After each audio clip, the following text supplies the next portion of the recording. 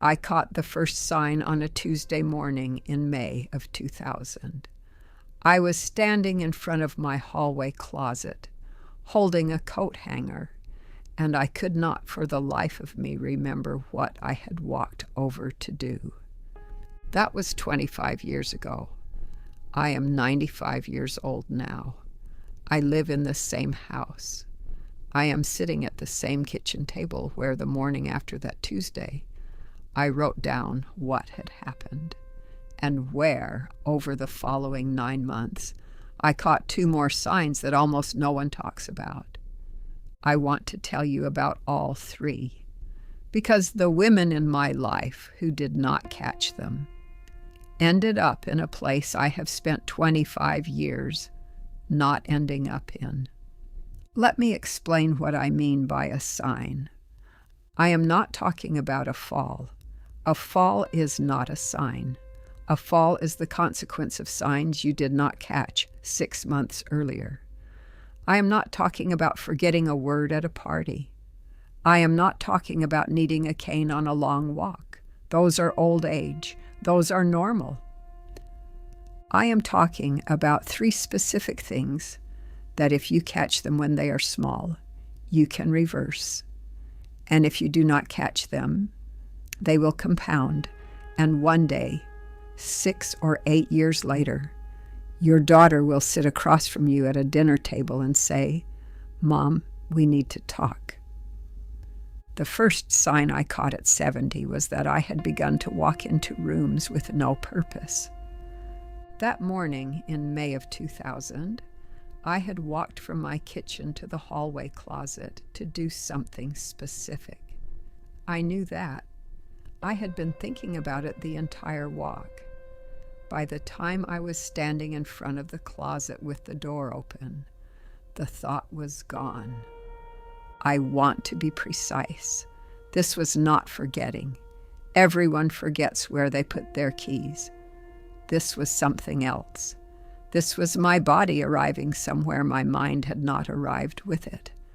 There was a small gap between us, a distance of maybe 2 seconds, where my body was operating on momentum and my mind was elsewhere. I closed the closet door. I walked back to the kitchen. I sat down at this table. I wrote on a piece of paper. Today I walked into the hall closet and did not know why. I want to tell you what I did the next morning, because this is what almost no one does. I started narrating my purposes out loud every single time I left a room. I said, "I am going to the bathroom to brush my teeth." I said, "I am going to the kitchen to refill the kettle." I said, "I am going to the bedroom to find my reading glasses." It felt ridiculous for about a week. By the second week, I was doing it without thinking. By the second month, the gap between my body and my mind had closed. I was arriving in rooms again, with my mind already there. I have done this for 25 years. My doctor asked me once why I was muttering to myself when I got up from the chair in his waiting room. I told him. He wrote it down. My older sister Frances did not do this. She walked into rooms without knowing why for the last 8 years she lived in her own house. She told us, in her 70s, that it was just old age. We believed her because she was older than us, and we assumed she knew what old age looked like. She moved into assisted living at 81. She told me, the last time I visited her there, that she had not known a thought clearly in 5 years. The second sign I caught at 70 was that I had begun to wait for people to call me. I had not noticed it until December of 2000. My friend Lillian had called me on a Sunday afternoon, and we had talked for an hour, and after I hung up, I realized something that stopped me cold. I had not initiated a phone call in 11 months. I want to tell you why this is a sign. When you stop initiating, 2 things happen. The first is that you slowly forget you have a voice. You become a person who responds, but no longer a person who reaches. The second is that the people in your life learn that you are reached, not the one who reaches. And once they learn that, they begin to call you less, because human beings call most often the people who call them back. The slow disappearance of an old woman is not always visible. It often happens through the telephone in silences nobody notices. I sat at this kitchen table in December of 2000 and I wrote on the same piece of paper, "Call someone first 3 times a week for the rest of your life." I have done this for 25 years. Mondays, Wednesdays, and Fridays I make the first call. Sometimes it is my daughter. Sometimes it is an old colleague. Sometimes it is a woman I knew in 1962 who I have not seen in person since 1989. The call is not long. The call is the call. My friend Henrietta did not do this. She waited. She told me once in 2008 that her phone had not rung in 9 days. I asked her if she had called anyone in those 9 days. She said, well, I didn't want to bother anyone. She was a person who responded for 11 years. She moved into a nursing home in 2014, and the staff there told her granddaughter that she had been the quietest resident on the floor. The third sign I caught at 70 was that I had begun to dress for nobody. This is the one I almost missed. It is the smallest of the 3. It is also, I think, the most important. In the late winter of 2001, I caught my reflection in the mirror in my hallway. I had on a sweatshirt that had a stain on the front of it. I had on pants that were too big for me. I had on shoes that did not match. My hair was unbrushed.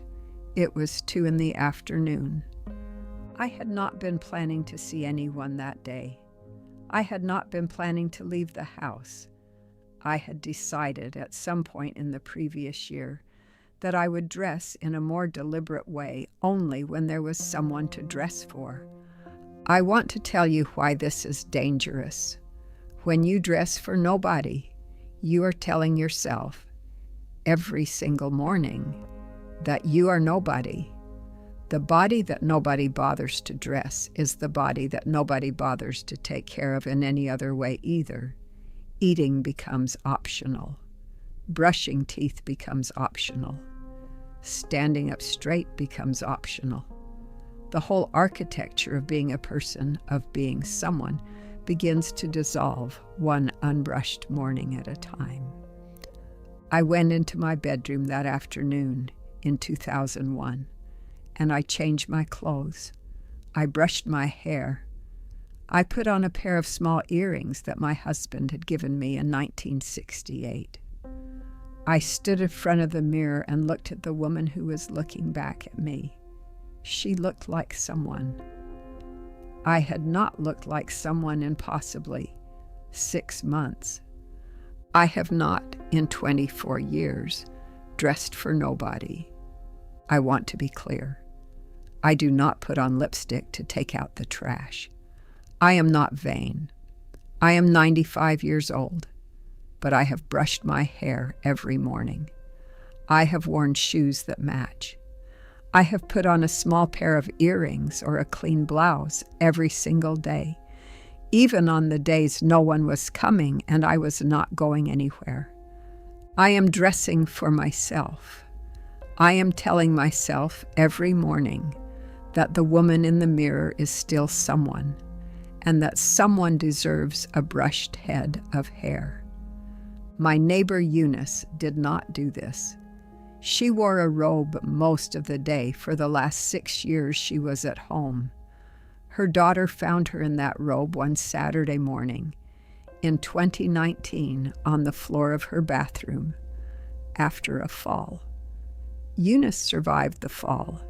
She did not survive the move that came afterward. She told me 2 months before she died in the nursing home that she did not remember when she had stopped getting dressed. 3 signs. I caught all 3 at 70. I have spent 25 years correcting them every single day. Walk into rooms with purpose. Initiate the call. Dress for the person in the mirror. I am 95 years old. I am sitting in my kitchen. I have on a clean blouse and a pair of small pearl earrings. I called my granddaughter at 9 this morning. I walked from this chair to the kitchen counter 4 minutes ago to refill my coffee, and I knew exactly why I was going. If you are anywhere near 70, listen for these 3 signs in your own life. They are quiet. They are easy to dismiss. They will if you let them take you somewhere you cannot come back from. I caught mine. That is why I am still here. I'll see you in the next one.